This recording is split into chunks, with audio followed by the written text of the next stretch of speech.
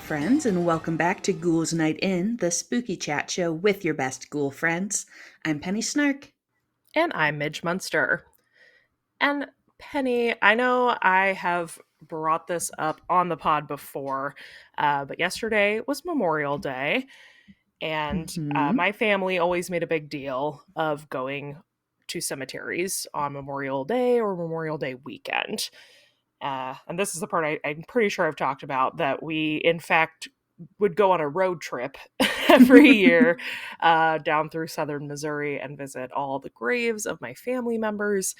And I attribute this to being likely where my affinity for taking a stroll through a graveyard probably came into play. Yeah.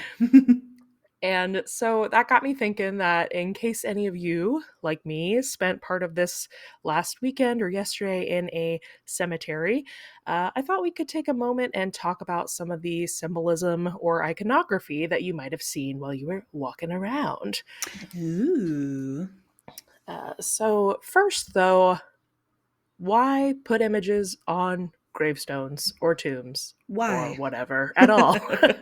Why not just write, here lies Midge. She was this many years old, and she died on this day, and leave it at that. Goodbye. Goodbye, R.I.P. See you later, girl. Uh, well, first and foremost, because images are our first form of written language, Mm-hmm. predates most alphabets.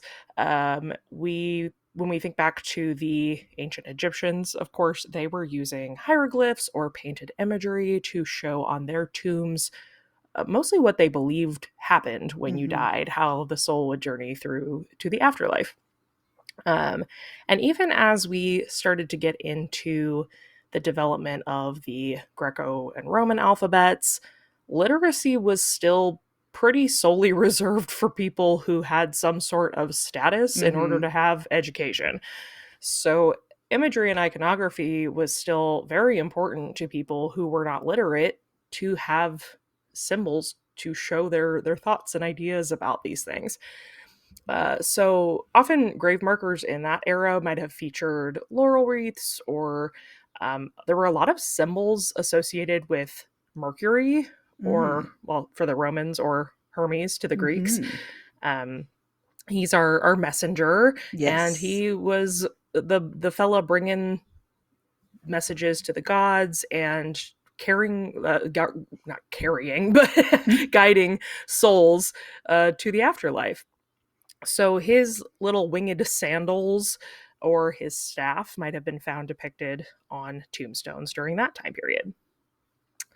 Uh, Similarly, though, during the rise of Christianity, which these things kind of overlap, uh, especially where we're talking about, the Romans who didn't like that so much, Yes. famously, Not such a fan. not big fans. They might have used like a fish or an anchor to symbolize a Christian burial during times of persecution. Of course, anchors also have been used to show people who were sea people. But it was Sea also kind people. of a sea people, You know, mermen. some Yeah. might say sailors, some might say sea people. I like sea people. I'm sticking Yeah. with it. Midge is not at 100% today, so you're getting what you get, and today you get sea people. I love it. But an anchor was a kind of incognito Oh yeah, cross stealth for a mode. long time, stealth cross. Yeah. Well, I mean, we still see people putting fish on the back of their minivan. So. We sure do. And a lot of like even in tattoos and things, anchors for Christian tattoos.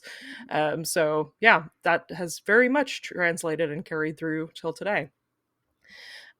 Speaking of things we definitely still are familiar with, when we look further ahead into medieval England, we see a rise of imagery with a darker twist on tombstones.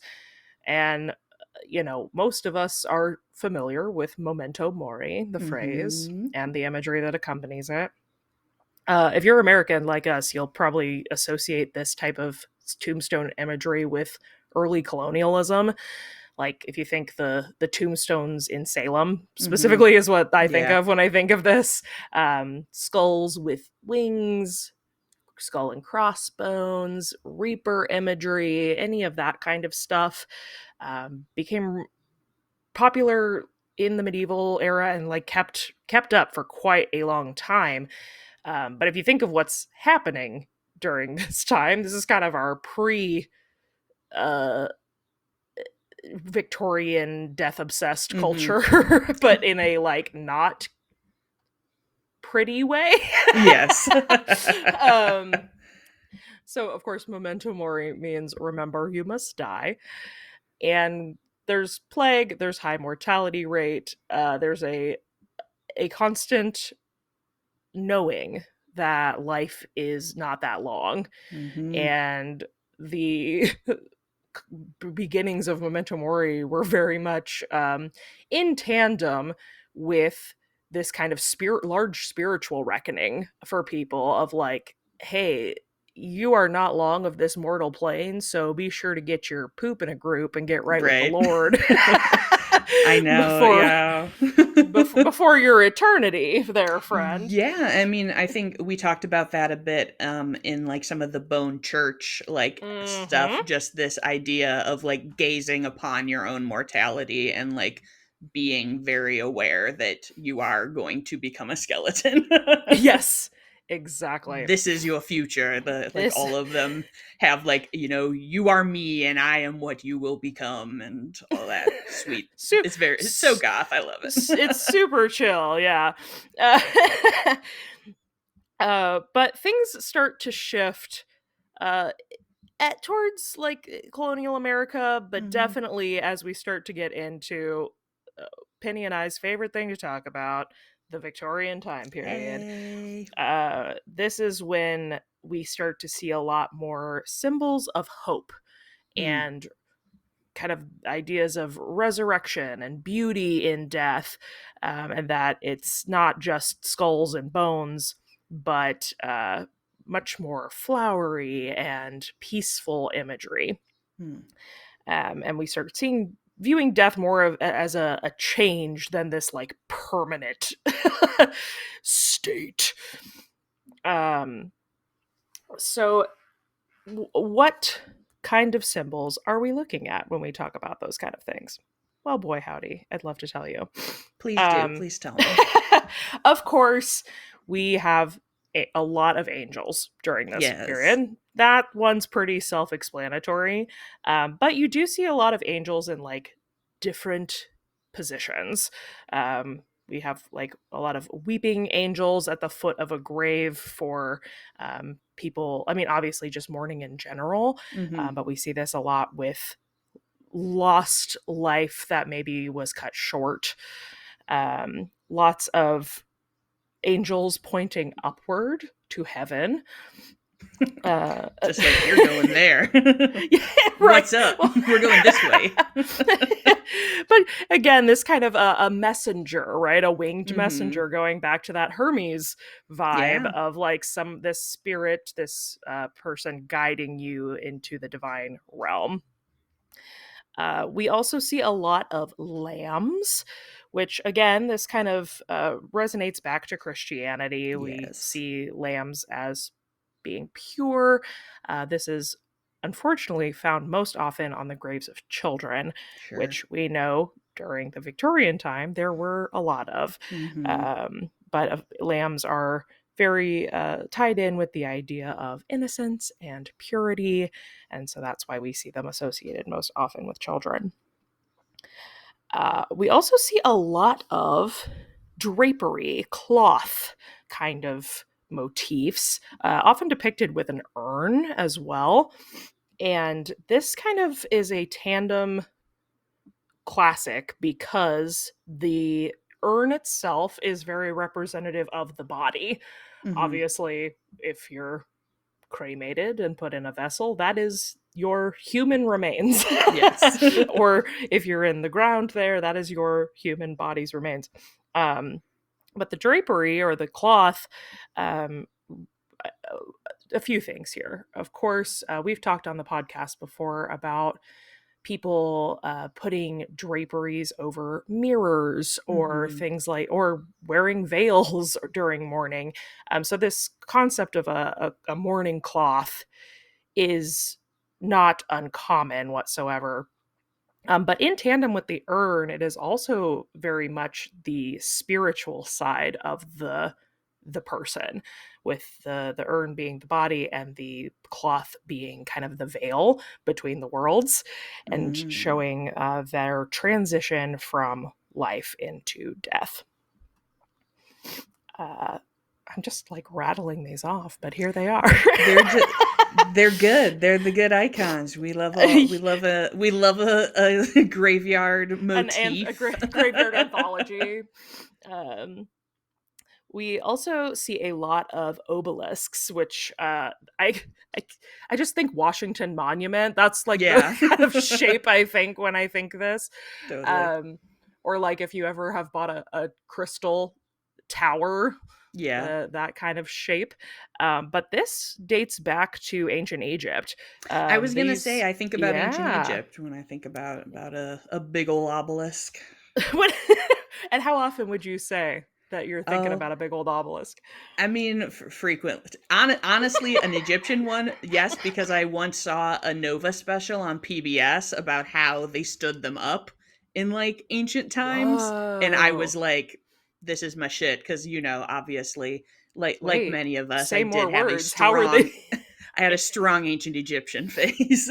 Actually, while I was writing this, I was thinking, like, wow, how have we gotten almost 4 years into this podcast and not done like a full thing really on ancient Egypt? I Like, know, we were all Egypt kids, I think. truly. Um, wait, I have to know, how did they stand them up? I did watch it a long time ago. So basically, they Well, used sure. leverage. So like, at least from, and I don't know if this has been if the belief of this has changed of how this Change, happened since sure. then, if they've revealed more. But what they were kind of saying was like that the base would have like a groove in it, so you kind of dragged it up there, and then because you could get like the edge to sit in there, you could Oh, kind of use lock like in ropes place. and levers to like tip it upwards until it kind of chunked into place. Man, technology has really made us dumber. Right? I know. That's I'm like ancient people were doing all sorts of crazy shit. yeah, sisters were doing it for themselves. That's Truly. amazing. Um, but yeah, these are big old towers pointing at the sky. Mhm. So again, much like our angels pointing to heaven, these are a symbol of eternal life, power, legacy, and just kind of again drawing that line from the heavens to the earth Mhm. in our constant cycle. This is one that I feel like I see a lot of in. I know, like my historic cemetery has a lot of these broken columns. Yes.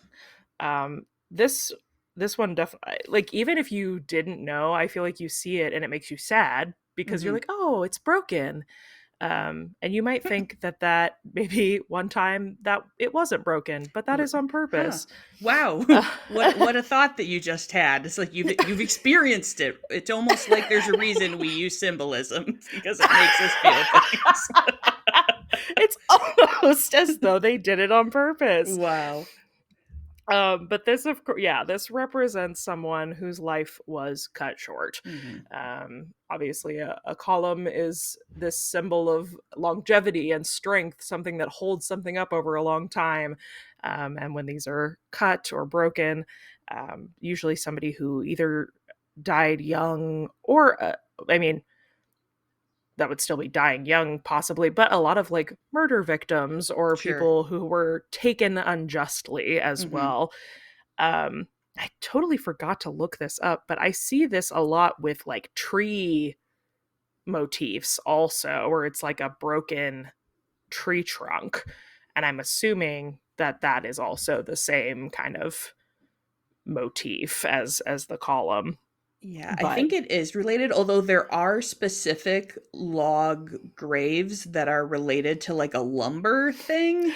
well, Um, yes. do you have that in your list too? No, but we're gonna kind of also get into like why else there might be things. Yeah, I But if you remember because know, yeah. we have like woodmen of the world is what it is Mm, because I know we have a couple of these at my local historic cemetery. yeah, And very cool. so I think it's cool, like as you talked about with the sea people before, the tree Sea people people. also have their own The special seaple, if you kinds of will, yeah. graves. The treeple and the seaple have Yeah. their own, yeah. uh, but yeah, that is very cool. So are they like carpenters, or are they like people who chop trees? You don't know. That's just cool though. I don't fully know. Would assume that it was someone who like worked in the lumber industry. But Just I do seems like know, such a like, specific, you know, like I know. Oh, okay. Fraternal Benefit Societies, Modern Woodmen of the World. Oh, oh.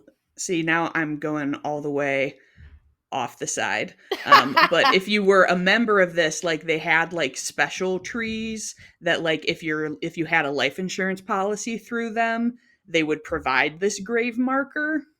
hmm. But then it had gotten like so trendy that they started just selling them to the general public Oh, well, because honestly, people were I've like, I love this sick tree tombstone, which yeah, I fair, would they are pretty sick. I'd have one. Yeah, they're gorgeous.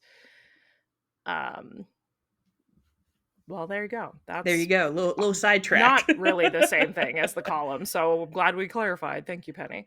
Yeah, I Uh mean, I think that it now probably has some a similar symbolism, sure. but We also, I feel like, especially kind of in Victorian era specific tombstones, we tend to see a lot of upside down torches. yes, I was gonna say torches and candles. I feel like are Torches and something I think about a candles. lot with like Victorian grave symbolism. Yes. Um, and yeah, you might also see upright torches too, but specifically this upside down or inverted torch is a pretty heavily used motif to symbolize dying. I mean, that's Yeah. the torch being kind of put out or extinguished, but also to show that it does continue burning, because Hmm. it's not extinguished. It should be, because it's put down, but the flame is still burning, showing that the soul continues Hmm. on after the torch quote goes out. um I actually don't know if I've ever seen a tombstone in person that has a candle. Have you? Ooh, I've seen torches for sure. yeah. I don't know if I have. I feel like I've seen them maybe in photos, but like Yeah. torches are definitely much more common. I do know, and we're gonna actually kind of get into this. We'll go right into it from here. Let's do it. Let's do it Um, right now. there's also with candles and another symbol here, but there are, of course, grave markers and things are not. What am I wanting to say? Consistent across culture, Sure. religion. Like there are things that mean different things across the board, or things that certain people use that other people don't. Um, but candles and the clasped hands, these are two things that you might see elsewhere but are very commonly used specifically in Jewish Hmm. burial. um, and I know that candles and candlesticks are common for the Jewish women, um, as part of the like lighting of the Sabbath candles. Oh, sure. Yeah, makes um, sense. and then the clasped hands are a symbol of a Cohen, as well. And then the last couple ones I want to address are um, doves. We see a lot of Oh, doves. yes. That, of course, also, anytime we get into animals on tombstones, it's a lot of animals that are associated with purity, a lot of Hmm. white animals. Doves are, of course, purity and peace, and they fly, they ascend, and that is what we're hoping that the people who are buried there are doing. Yes. um, But also in the animal vein, lots of lions. Mm. Lots of lions and like symbols of strength and courage. That is very common. I think too, again, carrying over from times long ago, the symbolism of the Sphinx and things that are Hmm. associated with the tombs in ancient Egypt. That was very much like strength and connection to the gods, and that very much has carried through even into today. Um, But I also wanted to ask you, Penny, because we get into now like modern times when you think about going to a like a lawn cemetery, Yeah, right? Like not a historic cemetery. You can put really anything on a tombstone you if really you, can. yeah, anything you want. I have seen. I mean, I'm sure a lot of us are familiar with the beautiful like people who do their, whoever's buried there, their recipe on the back, Yes. Yeah. or you can put whatever symbol. If you visited, like I did this weekend, visited a family member who served in the military or the whatever, any branch, the Air Force, what have you, they probably have some kind of symbolism on their marker showing that they served their country. Hmm. Um, or I've even seen, I get sent a lot of people that have like Halloween tombstones where they have a Ooh, jack-o'-lantern or they love have a that. ghost or something. So you can have just whatever you want put on there. And I wanted to ask you, Penny, if you got to pick two symbols to show who you were on your tombstone, what would you? I know I'm putting you on Ooh. the spot, but what would you want as a couple of symbols? Ooh, that's a good question.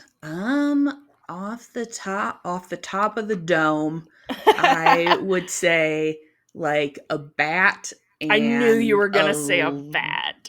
it's got to be a bat. I don't, Mitch, have you seen there's a post like a post going around social media that's just like, by the time you're in your 30s, you need to have an animal that people associate with you so that if they don't know what to buy you, they can buy you something with that animal on it. And I'm like, this is so true. And mine Hell is yeah, bat. I love that. I don't know if I guess mine's probably still like owls from when I was 18. It's true. I was gonna say sometimes you get an animal Assigned assigned to you that early, and you're like, maybe this wasn't one that I would have picked for my forever creature. that's But my AAAB, my animal assigned at birth. yes. My um, ab. yeah. So I would do a bat, and then maybe like a lipstick or something, just to kind of Something be a like little spooky, a little glam. a little spooky, a little glam. I love What that. I I'm mean, I'm pretty sure you've pondered this, Midge. What would you pick? Yeah, I think I would want like a jack-o'-lantern, Yeah. as far as if we're talking kind of symbols associated with, something that's literally guiding a soul. I think Yeah. that's kind of cool. Um, and then I'm laughing because I know back in I think it was your cemetery episode in like season 1, where I'm pretty sure you said shape of tombstone, you said lipstick tube I also. probably did. I'm And that's nothing if not consistent. well, and that's when my brain was like, maybe like some little, yeah, like eyeliner or something. But then I was like, Yeah. I'm pretty sure I also said that in that episode. That's so funny. Something to show that I was creative. I actually just Yeah. do a YouTube play button. Right. Well, because I was gonna say I was like, well, something about writing, but I'm like, I don't want just like a pencil because like obviously I don't use that, and I'm like, I don't want like a laptop on there.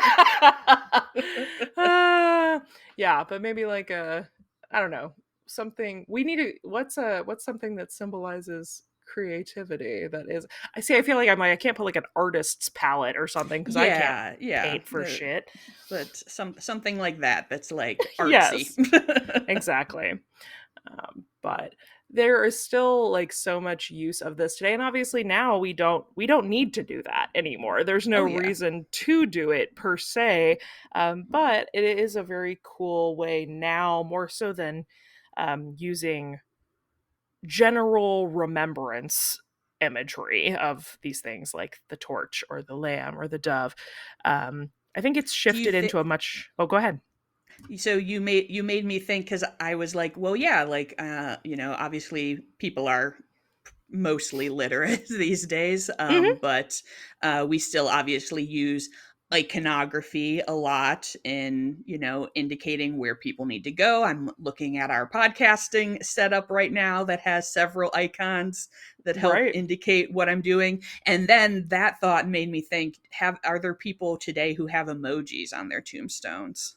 Because I was Oh. gonna say the sparkle heart is my emoji of choice, so maybe I need that on my tombstone. Now I have to find out if that's a real I'm thing. I feel like someone must have, Yeah, because for sure. and because when you were talking about like modern tombstones, I feel like the thing that I think of the most is like little portraits is something Yes. that I Yeah, think like a is laser very, very etched. popular. Just Hmm. like now that we have the technology to do much more delicate, like laser engraving on things, I feel like that's a pretty common something that I see in modern cemeteries that you don't see in a historical cemetery. So then I wonder if people will start adding some of those little creatures, little emojis around there. Yeah. I don't see anything upon immediate search, but there is a Reddit thread titled "I'm considering putting emojis on my grave when I die." Hell So yeah. the conversations are happening. It'll probably be our generation before It's that true. starts I was gonna happening, say it's but gonna be someone who's like our age. but it is a really it's made this beautiful, interesting shift from these general remembrance things to personalization Hmm. and being a part of showing who that person was while they were alive. And I love this because, then when you're in a cemetery, even if you did not know this person, you get to kind of remember them in a way, Yeah. even if you didn't know them, because you're like, oh, cool, Sally loved to cook. That's Hmm. really fun. Or like, Jeremy loved his car. Like, I don't know. Totally. Yeah, and I think that's a really special thing. I'm interested to see in a, I don't know, like a progressively more aesthetic society, how tombstones or grave markers continue to change Yeah, in our lifetime, and what that starts to look like when it's our time to be thinking about that someday. for No time sure. soon, knock on wood. Knock on wood. uh, But that is all. I have a little short one for you today, just to get a little dabbling in some of this. There are a lot of really excellent books about this. Also, a lot of cemeteries have like bingo type cards Oh, and fun. things you Yeah. can get if you go on tours, and it's like which symbols and things to look for while you're touring historic cemeteries and things. I also believe our friend Amanda Woomer has a book about Yes, she this. does. She does. Yeah. So if this is something that interests you, there's a lot there to unfold, and I would definitely encourage you to check it out. And then if you are like Penny and I and you love to wander a cemetery, it's a really fun addition to your scootabouts Yes. to get to speak another language on top of that. So uh, thank you all so much for listening. I would encourage you to go and check out our podcast wherever like you or to review and rate our podcast wherever you listen if you can. That means so much to us and helps us find new listeners. We are able to take reviews on Apple Podcasts, but if you can't leave them there, you can always leave us comments on Spotify or submit them in an Instagram DM and we'll read them here. But Penny has a Spotify comment to share with us today, I believe. I sure do. And I am sorry, friend. I will try to pronounce your name as best as I can. This review comes to us from Credantia, who says, "How is it that the spookiest freaks are so often the most wholesome? Child Oh. coffins got me into this podcast, but I'm working through the backlog with delight. This has been my safe corner of the internet lately. Thank you for the good work."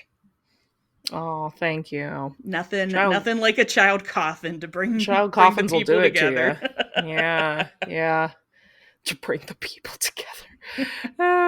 Well, thank you so much for that review. We love it. We love to talk We do. about some weird stuff. Uh, In a but we wholesome are way. wholesome. Yeah, but we are wholesome. I agree. If you would like to see more from our podcast, you can always follow us over on Instagram at Ghouls Night in Pod. And if you'd like to get more involved with our community of listeners, we do now have a Discord channel as Yeah. well. And that is alive and well and popping. It's a lot of fun over there. So you can find that information in the link in our Instagram bio. And if you are looking for me, you can find me all over the web at Midge Munster. And you can find me at Penny Snark. And until next time, Goodbye. goodbye.